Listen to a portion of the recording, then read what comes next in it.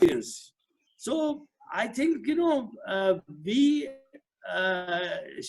should definitely see some positives also. Yes, I'm not saying that things are, a lot of economic setback has taken place, but I think we should be, definitely looking up, and we should have a faith in ourselves. I think India is a country where we don't get distressed so fast. I remember in Bangalore, what happened that, a couple of years back, there was a bomb blast in front of Forum Mall in the evening. 4 o'clock, there was a bomb blast, and it was splashed all over the news, TV, and all that. The bomb blast had happened. By 7 o'clock, the area was disinfected, and people were walking as if nothing has happened. Now, just imagine if a bomb blast had happened somewhere in Europe. The whole city would come to a close for maybe 10 days, 15 days, or whatever it is. So we are basically brave people. So I think don't think that the doomsday scenario, it is definitely going to come back. Yes, it has hit us very badly, and hospitality industry has been the worst hit, I know, and there's not much of help coming from the government so far. But we are still wondering that even if it doesn't come, we'll fight back and get to it. Now, of course, if you want me, Captain, to tell us something about the government measures can taken, I can say that, or you want me to reserve it for a little later? Sir, I'll come back to you on that. But before that, thank you so much. And that's the reason I said, guys, we need positivity. So after hearing you, sir, two things very importantly for us. I think one, you said we have beaten developed countries. And like human beings, I always say, at times we don't feel so good about doing so good, but we feel better if we see others doing bad. So I think that's the mindset of people. The moment you said at least we are much better than the so-called developed countries, I think that's a very positive and a powerful statement for us. But as far as corporate events are concerned, let me tell you, sir, there are youngsters in this industry. They join companies because they know every year there is a big event happening. Probably every quarter they go out. So it's definitely a little demotivating for them because they know it's going to be different world altogether. But I think you're right. We have faced multiple such things in the past also. I think the only challenge this time probably is that this is not specific to a business, to an area, to a country. This is all across, and that's the reason people are more worried about. But I'll just come back to you. So on that note, Rahul, let me come to you and let me understand your views. My only request is, please don't refer to your recent article in the Economic Times, because I have 2-3 very interesting questions from that article. So just to hear from you, what's your take? And especially, I am told that you were also with Mr. Nitin Gadkari just probably a few days ago. So since Mr. Balji also spoke about any support or initiatives from the government side, will you want to share with us in terms of what's your take about this whole crisis and the duration, and what do you think in terms of support, or what is expected from the government authorities, or rather, what are your expectations?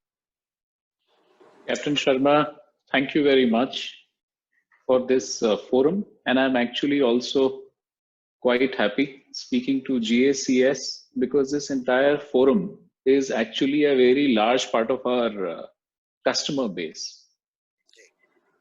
Now, Mr. Balji rightly said that India is a resilient economy, rightfully so.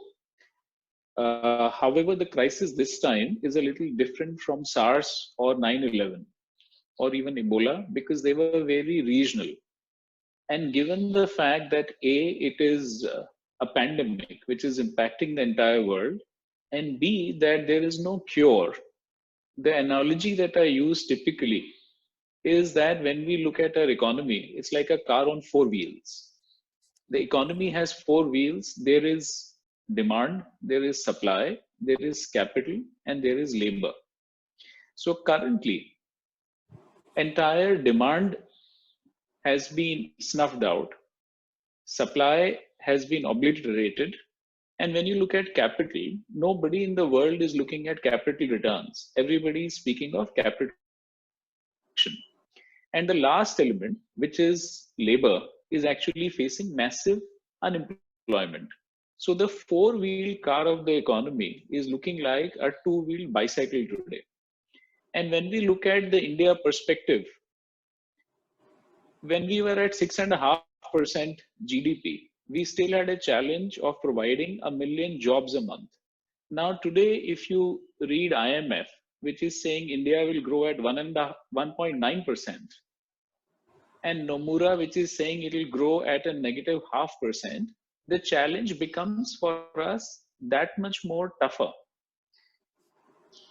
So when I look at the travel industry, overall travel, tourism, hospitality, airlines, restaurants, this is a composite industry which adds 10% to the country's GDP, and it employs 50 million people in India. And assuming 5 people to a household, there are 250 million people who are dependent on this.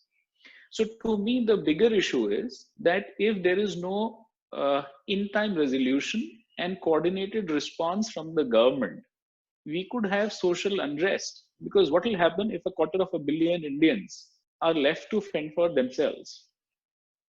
So if you see globally what's happening in US in the last 6 weeks, 30 million people have filed for unemployment benefits.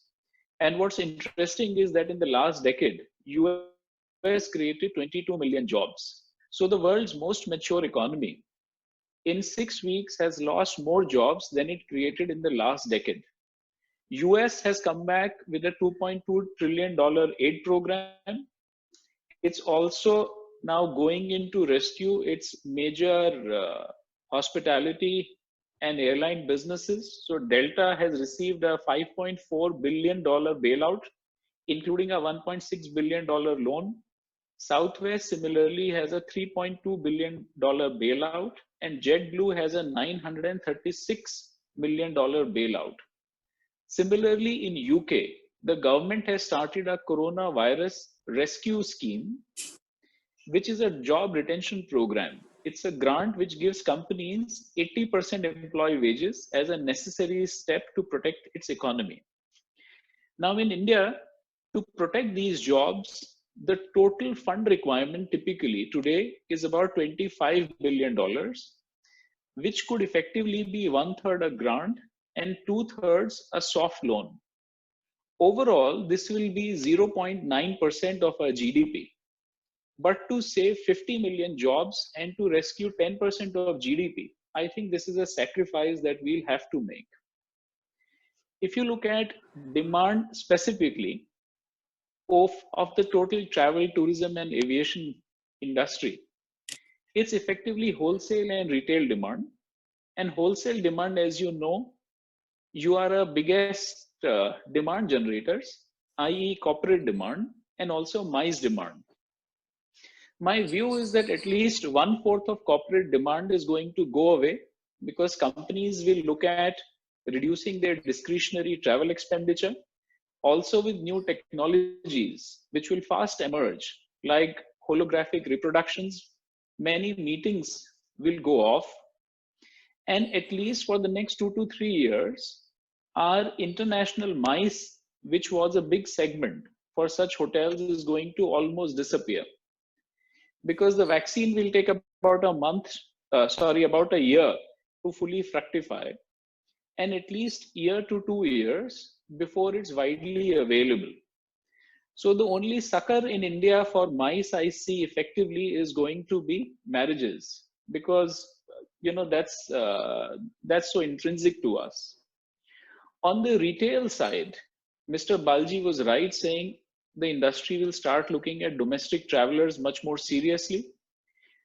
However, if on an average, the typical middle class was taking 4 trips a year, that is going to come down by half, because not only is the consumption pattern going to change to savings versus expenditure, it's also going to lead to reduced wallet capability for consumers.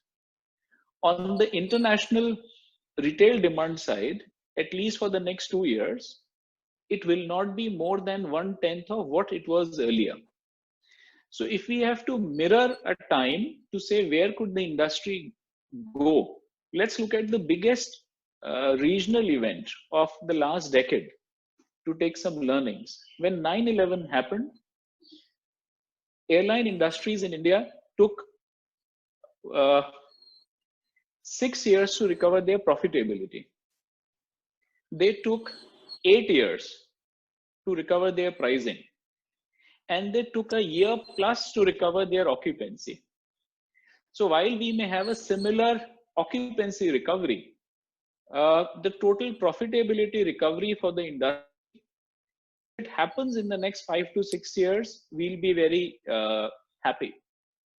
Now the industry obviously has to tighten its own purse strings, because on an aggregate basis, 2 quarters ago, when we were looking at the year for the hotel industry, it was trending just sub 68%.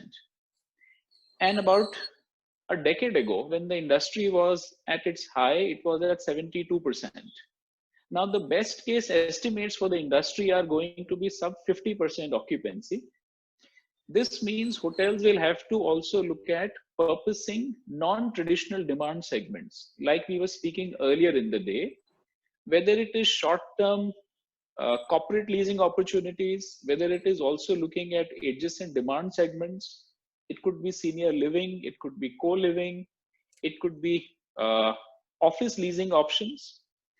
And separately, we'll have to all focus majorly on our costs. I know even in the IT industry and all that, I think the gig economy is going to become a bigger component of our workforce than people on our permanent payrolls. For our business, energy and water are two very big costs. So all hotels will have to seriously look at that. And where the IT industry, I think, will get lots of opportunity, not only for the travel industry, but across is we'll have to co-opt in lots of technology. Whether it is chatbots, whether it is kiosks, whether it is facial recognition systems. And separately, long term, when we speak of what the government can do, see, because we may tide over this crisis and the impact in the next half a decade, but we should not lose a good crisis. We should make use of a crisis to say, how do we become resilient to any future crisis and what can we do? So two big things we can do. Shri Modi has been speaking of the Swachh Bharat Abhiyan, and also his big campaign promise was that tourism is amongst the big 5 industries in India to generate sustainable employment. So I personally think that hygiene and sanitation, this needs to get into our school curriculum at the junior level. And at the senior level, we need to have appreciation of our national heritage and monuments. This means we need to have a rota, which is whether Sabarmati to Sriharikota, that our students have to go and study our values in these national temples that have built India. This will not only lead to creating jobs for tourism and hygiene teachers and for guides, it will also lead to rise of national consciousness and pride. And I'm hoping kids can transfer these values back to their parents.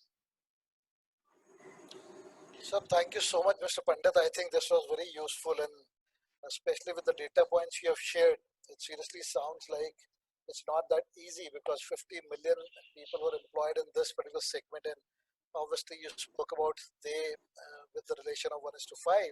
We're talking about how many people, and 25 million expectation from the government as an aid, I think makes a lot of sense, especially when we look at the overall numbers. I think 2-3 things which you said are very, very important here. Number one, you spoke about the wallet capacity will decrease, which is the fact we all know, because not only this industry we are talking about. If you really look at any industry at this point in time, people are saying we need to cut costs, we don't have money, and I think the overall spend power will go down, at least in a short term. We are right that maybe after a few quarters, things probably will start coming back to the normal, and that's the time we'll see a little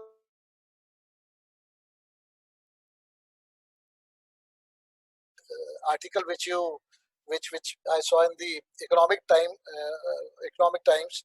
There also you spoke about this whole concept of 4-wheel turning to a 2-wheel, and unfortunately even these 2 wheels are sort of a flat wheel at this point in time. So it's really tough if I look at it from that angle or from that frame. Now on that, coming back to you, Mr. Balji, I think till now we have spoken about what we visualize, what we anticipate in terms of the impact, and again, thank you very much once again for the positivity in terms of your thoughts. But I'm sure, like you said, the reality is at least next few quarters may or hopefully will be a little tough compared to the next quarters. So as an interim, as in short-term measures, what we are thinking as a hospitality industry, and since you manage so many properties in India, and I'm sure there are so many people employed at your properties. So how you're managing with the workforce? Because one way we hear government says that guys, you need to pay them irrespective of whether they are working, they are not working. You guys are functional, you are non-functional. On the other side, we obviously know there are no revenues coming in. So are there any short-term measures we are thinking in terms of getting more revenues in the near future? And again, going back to what you said, the 2 quarters probably is what we are looking at, maybe extending to third quarter, and hopefully everything will start coming back to the normal fourth quarter onward. But 2-3 quarters, are we looking at something like the food supply sort of a mechanism? Are we looking at multi-skilling of people? How you are coping up with this at this point in time? Yes, is the first thing which ever comes to your mind is cost cutting. So what we did was that, okay, we had contract staff which we don't know you need right now. So those contracted, but mostly they were lower down people who do housekeeping and all that, which we have done away with. Then all the people who were on probation, so they have been. Now, as far as other staff is concerned, we were very lucky that I think the industry has also followed the same thing, is that all the senior people in the industry voluntarily took a 50% pay cut. So ranging from, I would say, 20% to almost 50% at various level, people have taken the cut. And we've left the people, minimum wages, people who are the lower level untouched, because, they are living at subsistence level, so there's no point in doing that. So overall, our wages have come down to about 50%. So I think that is one thing which has happened. Then, a lot of things which we were wanting to do all these years, but we were never able to do multi-skilling. Now, whenever you tell a receptionist that go and work in housekeeping department, he's very reluctant to do it. He said, and he'll take another job or something like that. He won't do it. But now what happened was that we did a multi-skilling course right now in the last 1 year for all of the people. And believe it, everybody is so enthusiastic about it. I've never seen this kind of enthusiasm ever in the staff, that they all wanted to learn. And we already finished that batch of even training people for at the HOD levels to managerial level. There's been very enthusiastic in attending the course religiously. So that is also has happened.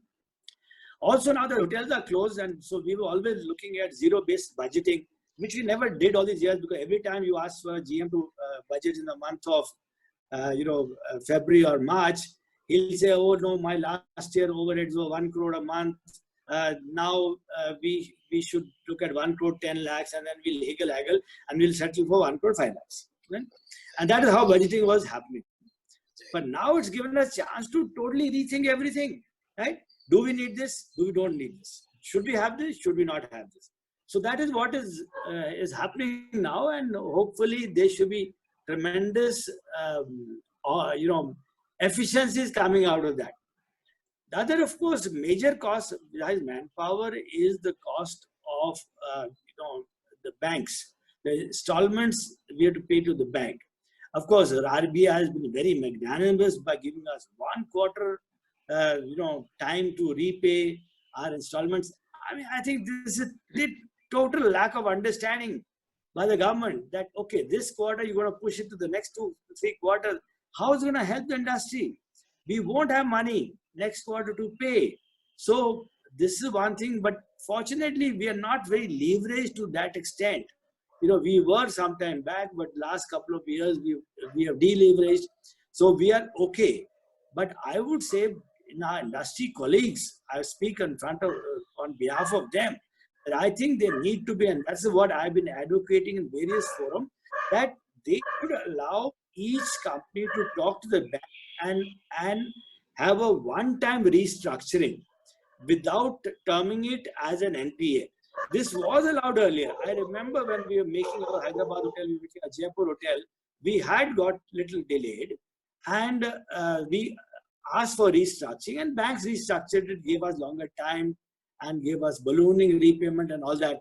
So that is one thing which will save the industry, save a million jobs, or billions of jobs, as Rahul had also pointed out, that we need that lifeline, because if we are an NPA, then we are not going to get money from anybody else, and then they'll be all running to NCLT, and there'll be total permanent job loss.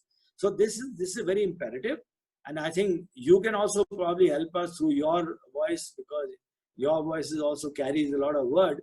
So look at that particular part of it also, that how we can, of course, the third thing is rentals. Now, rentals also, they are certain leases where hotels are closed, and so we are writing to them about force majeure clause and all that. But it'll always be a dispute, but then sometimes we'll have to settle something in between, give and take. We hope to solve that problem.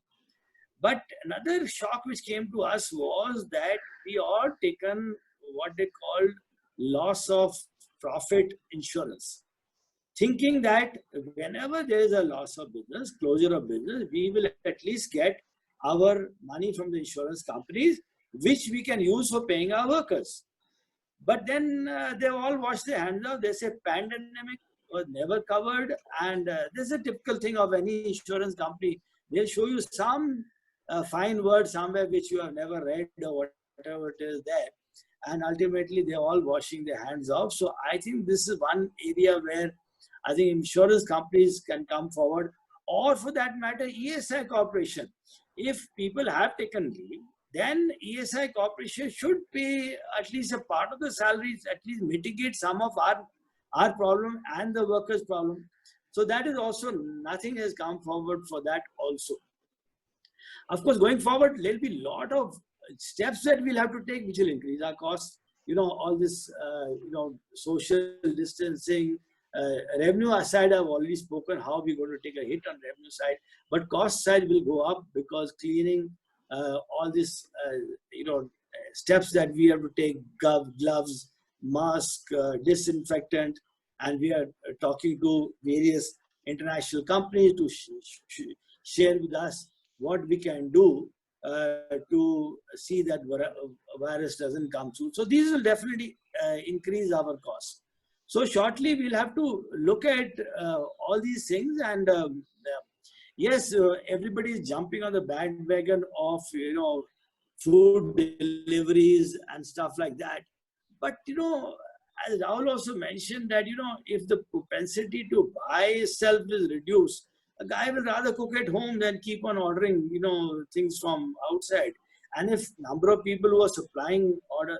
But what government can do, which I pointed out in another forum, is that to restrict these non-branded hotel and apartments, service apartment, people who are letting out the room, because those people will not be able to actually follow the hygiene standards which all our hotels, branded hotels, will follow.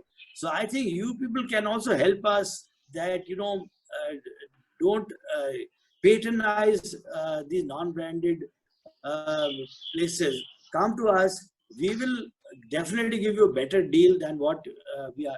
May not give you what a roadside, an apartment where the 5-service apartment is giving you that. But we'll definitely give you a safe environment. We'll give you food which is hygienically prepared. So I think that way we can partner with you to see that your company saves, your company, respective company saves cost. We get some revenue. Of course, it will be a little higher than what you are paying maybe to an outsider, but then the industry will survive, and I think that's the way to go in future. Thank you so much, sir. Again, I think 2-3 very interesting points which I noticed, and let me tell you, you've added few more clients in your kitty, because I understand when you said that the leadership guys came forward and they themselves said that, okay, let's look at a 50% salary cut. That talks about the values in any company. And I know it's a bad time for everyone. We all are going through the crisis, but instead of us saying that why me versus saying all of us put together probably can handle the situation. I think that's what we probably see happening there. Multi-skilling again is very, very important aspect. We keep wondering that when you go to anywhere, let's say US or Europe, you see same set of people at McDonald's serving you food and doing billing and also sweeping. But in India, definitely you need to have a dedicated housekeeping person to do that job because people are not very comfortable doing all that. So I think that again will in a way help reduce cost. And I think that's very important aspect also. Finally, when you spoke about the last point, I think that's more than you, it's important to us as an industry, these non-branded rooms, public apartments. So I think though we are still working and we are still reworking rather on our travel policies, one thing which is very clear is we need to be extra careful when we talk about these so-called guest houses. And it's not only us as companies, even our employees, they are saying, we will not be staying at these properties now, guys. We may have to pay a little extra, but ultimately health or life is more important than that. And I think that sentiment or feeling is already coming to us from various sources. So definitely it's both ways. I think we also feel we are accountable for our employees and we will be very, very careful, rather extra careful in signing up such deals with the local properties or any rooms or maybe any apartments, because you never know how and what they manage inside versus rather paying a little extra and then reaching out to the properties like which have some brand and certain standards. Though also at the same time, I would like to clarify that we have decided to have our internal audit teams and their job will be to make sure that we get what we expect. But I think this is definitely as a trend you will see changing from the industry side. So on that note, coming back to you, Rahul, and I know people have been pinging me saying there are so many questions.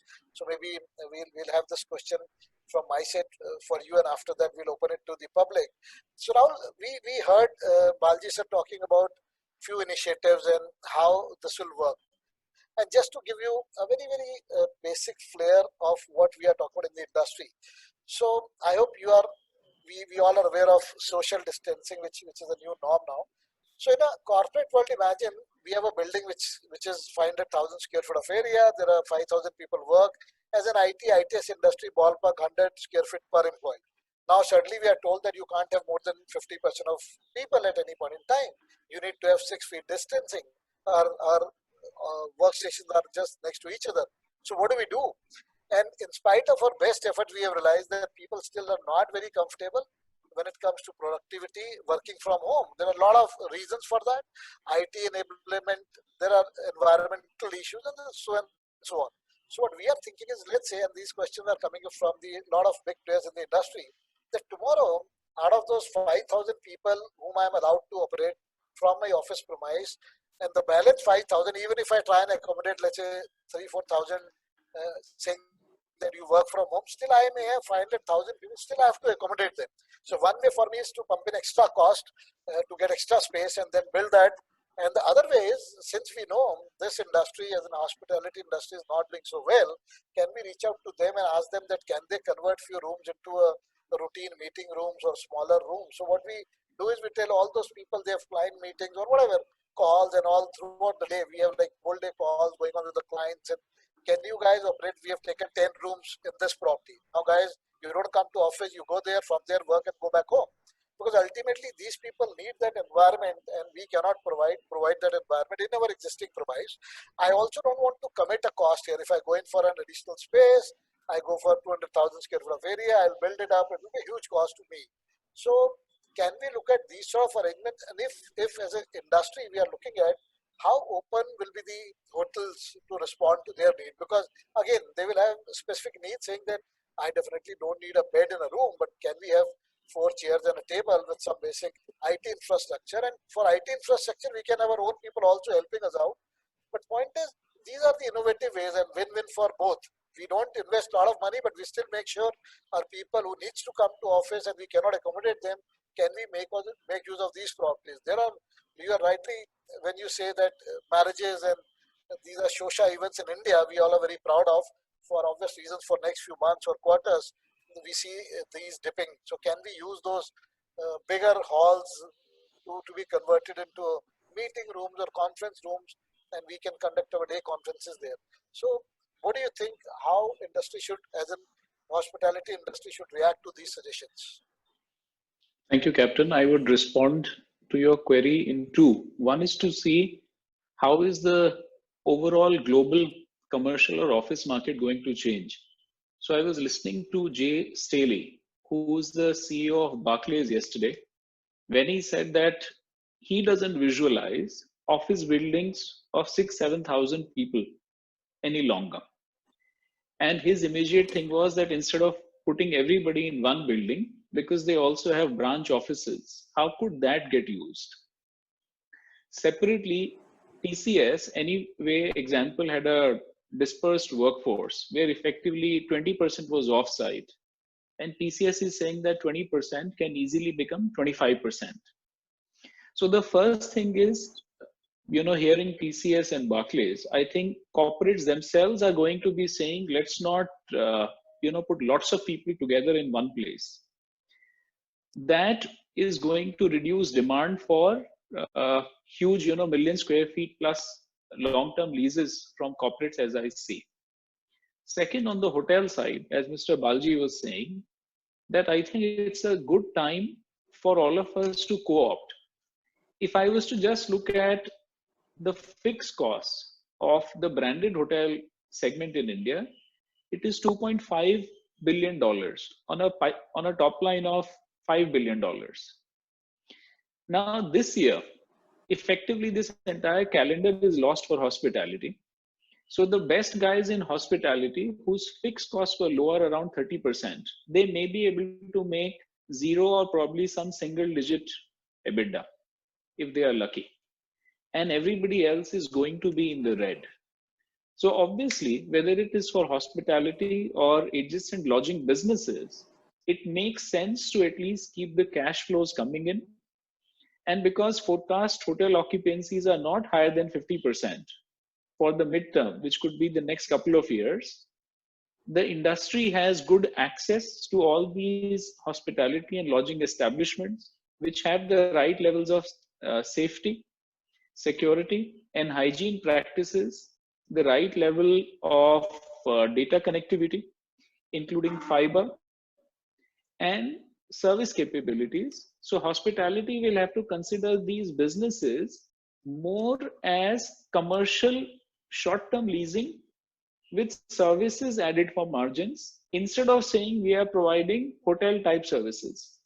So if we take that mindset, both get helped. Because as you were saying earlier, that it's the time for us to reevaluate our costs. So the time today is not to say what costs I'm going to reduce by how much. I was listening to Mr. Balji when he said if a general manager gave a budget of 110 and the base was 1 and then we haggled to go to 105. The time today is to say what costs are we going to keep, not to say what costs are we going to cut. So in hospitality, we have to say our space is equal to commercial leasing plus margin for services. And then on the commercial side, you have to say that, look, these are facilities which meet safety, security, cleanliness, hygiene guidelines. They have the right levels of communication infrastructure. So if both adopt this approach, I think the mutual purpose of both industries will get solved by this. So thank you, Rahul. Broadly, I get you what you are saying, and please don't mind. I'll quote an example. So we have a dear friend of ours. His name is Vineet Panchi, and I hope you guys also must have seen his videos these days. Very popular guy. So for GACS events, he has conducted a lot of our events, and he does special program for GACS members. He has a style of communication like. And recently, I was talking to him. So he had a poem addressed to the Prime Minister of India, where he said कि दारू की जरूरत और दारू की दुकानें बंद है, something on those lines. And the whole idea is he could convey his message also, but in a such a way it was, everyone thought it's a poem, but that was a genuine message. He wanted some daru. So that's his style, and we are not so good in communicating our side of the story. So I'll ask a very simple.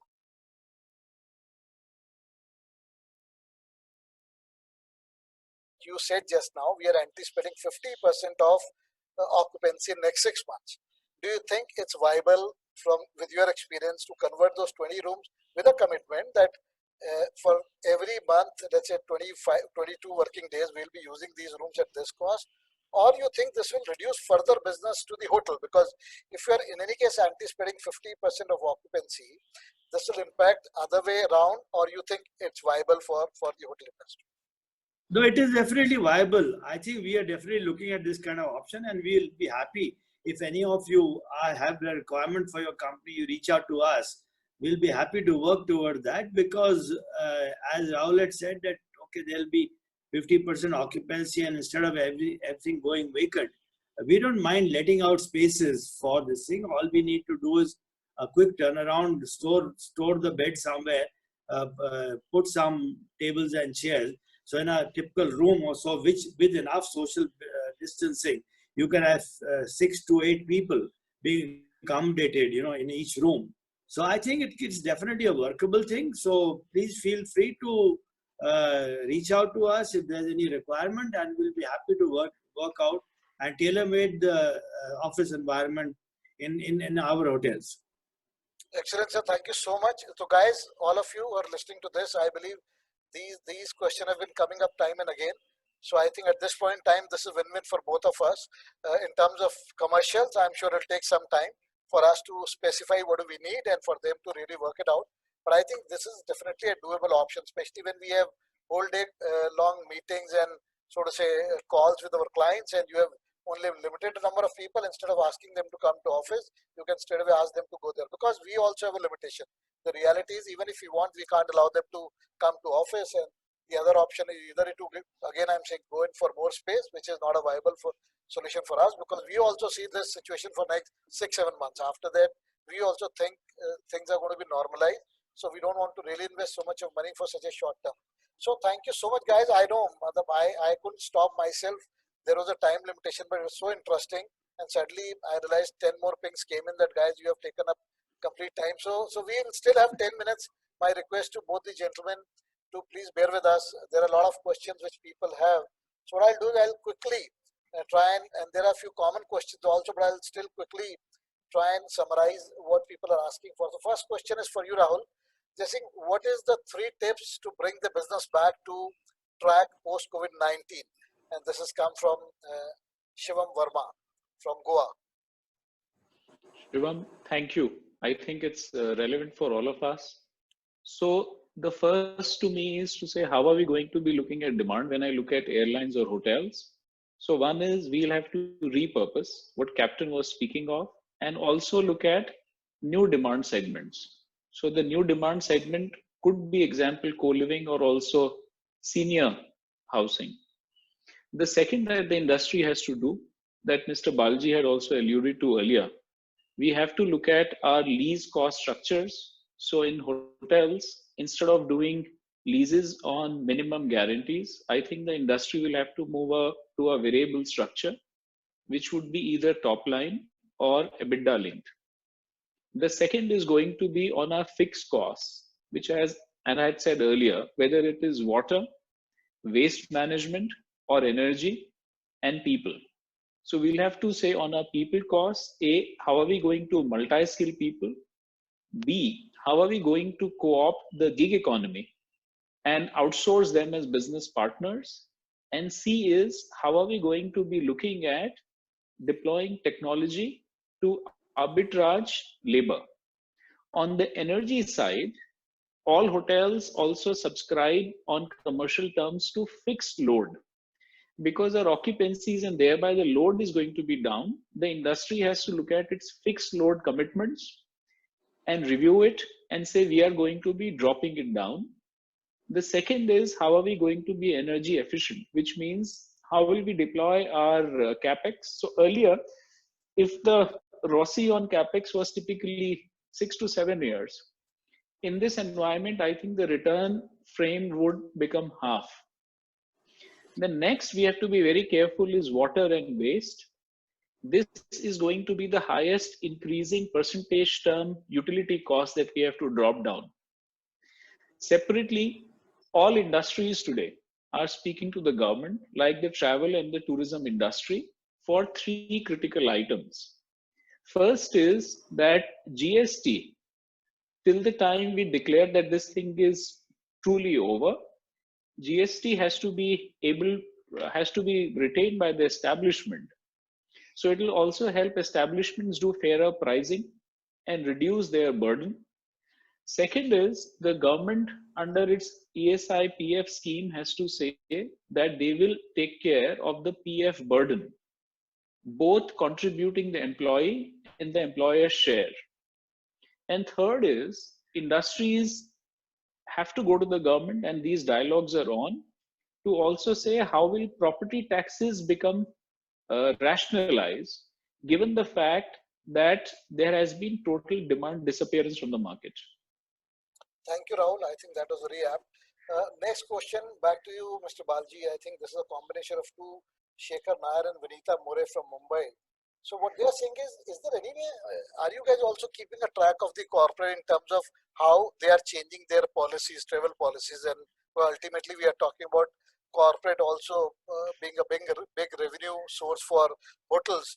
Is there any sort of a linkage as of date wherein you are keeping a track that what these guys are doing? And the second question in this itself is what sort of innovative ideas you are thinking to promote corporate stay?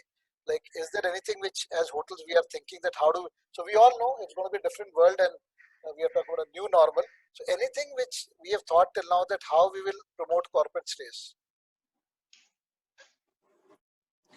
Yeah, you see, we are, of course, at the moment, even the corporates are in a bit of state of shock. So they are not even available to, as you say, face-to-face discussion. They say, okay, let things pan out when we see what is going to happen. So we have not really had a dialogue with corporates, although all of you, your association represents all the corporates. So we like you to tell us what you expect from us, and then we can respond. And we will work on a concept of marginal costing. As long as you are giving us something more than our cost, we will take it in the short run. There's no problem at all. So if a room is going to cost me about 1,500 rupees, as long as I get 2,000 rupees, I'm okay. But so there'll be each hotel, there'll be a case-to-case, costs of each hotel. So I think each hotel will be able to substantially give discounts to the corporate for these long-term requirements. And of course, also, the travel will, people are saying people will switch over to video conference. Yes, during this time, I think we've had the maximum number of Zoom calls or whatever it is there. But the itch to actually go and interact with people. Like yesterday, I did go to the hotel, and I had a meeting with a few people. Of course, social distancing and all that is okay. But a lot more meaningful discussions happened on a face-to-face basis than which can happen on a 2D flat screen. So I think, things are definitely going to come back. It's not that people will switch over only to video conferencing and, people will start traveling. It's just a matter of little fear, which is going to be there till September, I feel. And after that, everything is going to be hunky-dory. So don't worry too much about it. And I think we will definitely bounce back. And we'll work together. In this interim period, we'll work together. You have a problem, you tell us. And we have a problem, we tell you. We'll discuss and come to some sort of a deal, There's a win-win situation for both of us. So don't worry about it. Please reach out to us. No, absolutely, sir. On that note, guys, I can also tell you this just by chance. In my previous company, we had a tie-up, and coincidentally, our tie-up was also with the Royal Orchid chain. So we used to book, like, say, rooms in most of the cities for the whole year.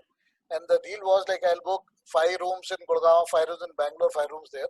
So it's purely up to me. During daytime, I'll use that for our meetings and conferences. The night, people will stay.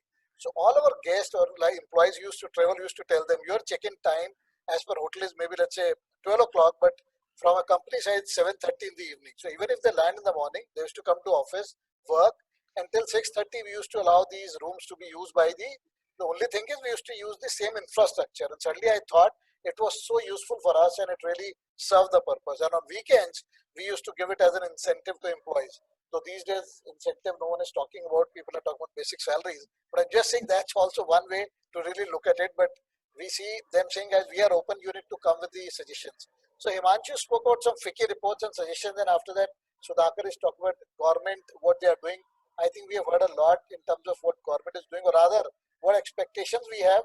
So I'll move on quickly. Then Pankaj is saying social distancing norm while traveling likely to increase the travel cost. Yes, Mr. Balaji clearly said. We don't know, but it looks like if in an aircraft you want only 30% people to travel, the cost definitely will go up. So there is no doubt about that.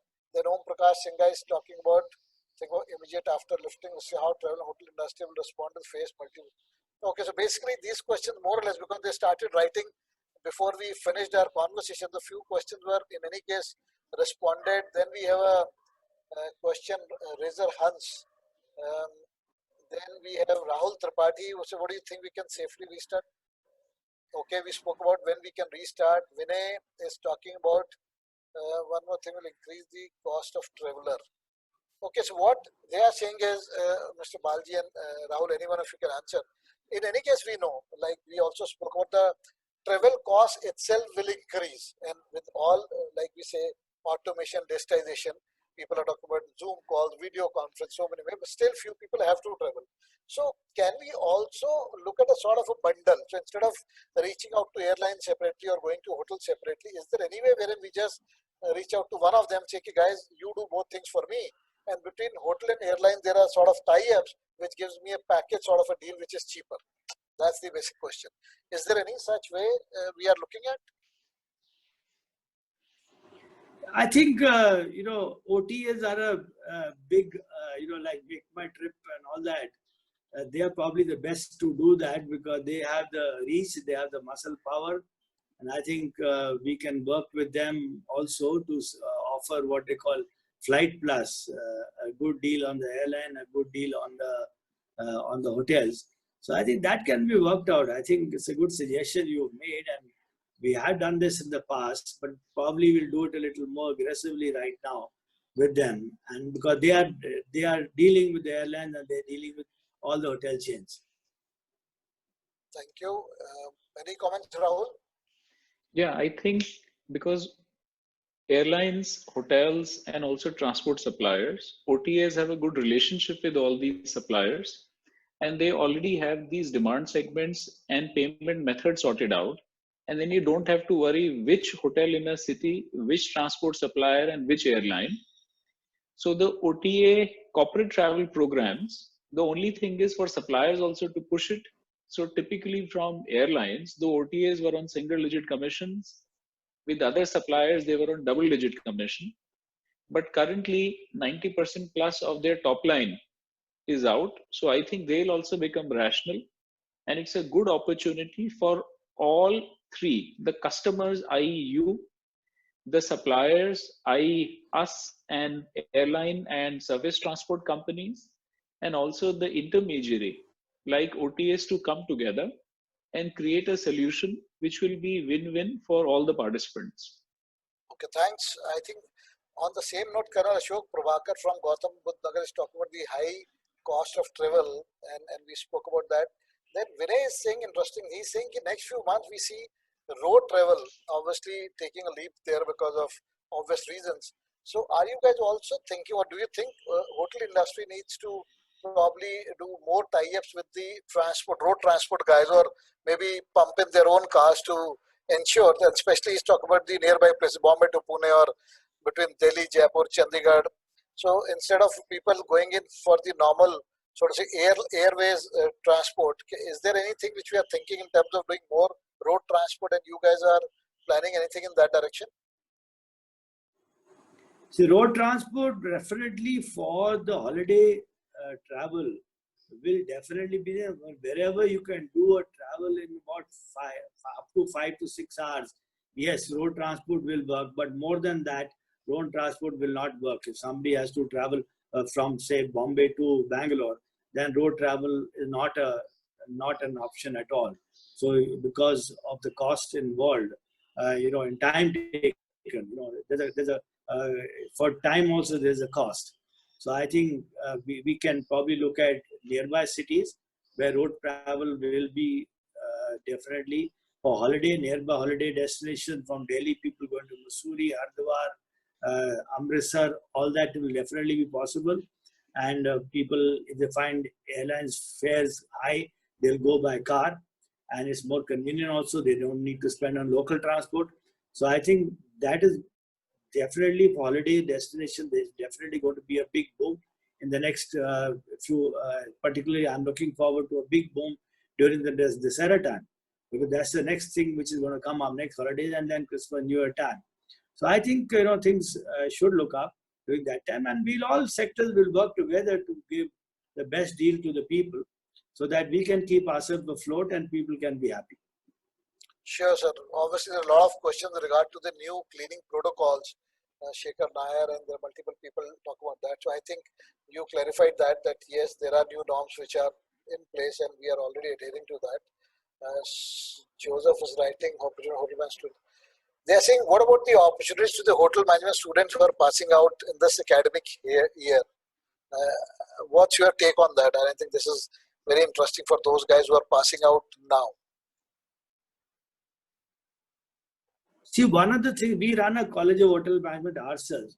One of the things which we have found over the years is that most of the hotel management graduates don't go to hotel industry. They go find some other jobs. And in fact, I had once, about a year back, an alumni meeting of our college. Our college has been running for the last 25 years. And we had about 150 students who were there.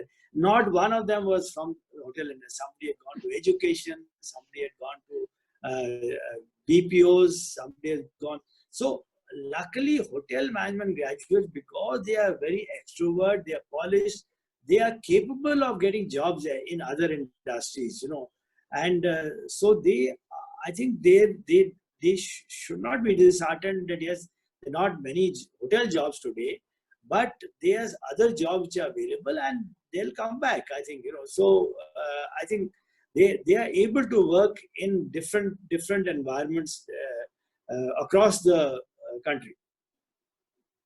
Great. I think Surendra Base is also talking about social distancing and how practical this is going to be. We spoke about this. And then I have Mori. They're saying room allocation post-lockdown, maybe cross-selling. But how we're going to tackle. So their question is how we are thinking of food and beverages business, because that's also a very important aspect of the hotel industry. So apart from the in-house guests, a lot of times you have guests walking in there. Are we following any specific norms now going forward? So if I have a family of 4 people, I am going out, obviously would want to sit on the same table. So are we looking at some social distancing, some measures there also? No, I think this will ease out in a matter of 1 or 2 months.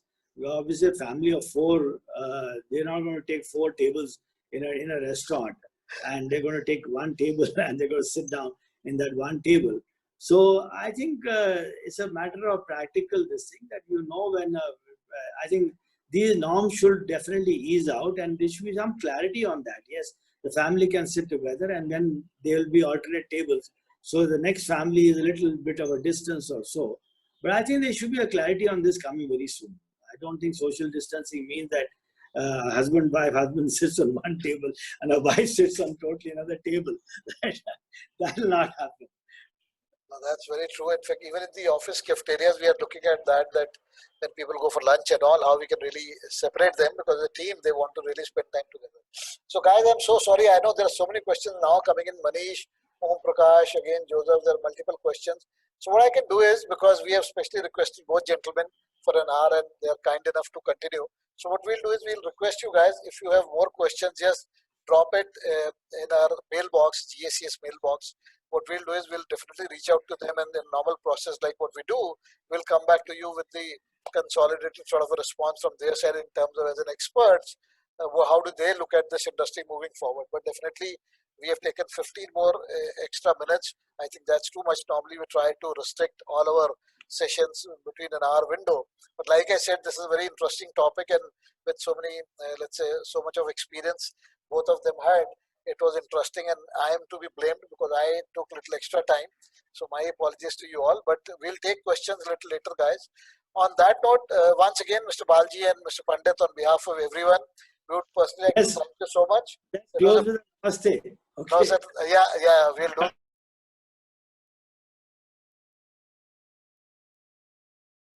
This is something which at least our culture will go to the world. Absolutely, sir, and we are proud of it. So on behalf of everyone, namaste and thank you so much.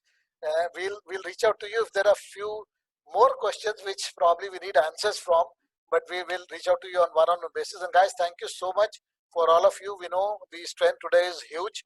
I could see the count, so thank you so much. And stay safe, stay in touch. We'll be back soon now. Thank you so much. Bye-bye.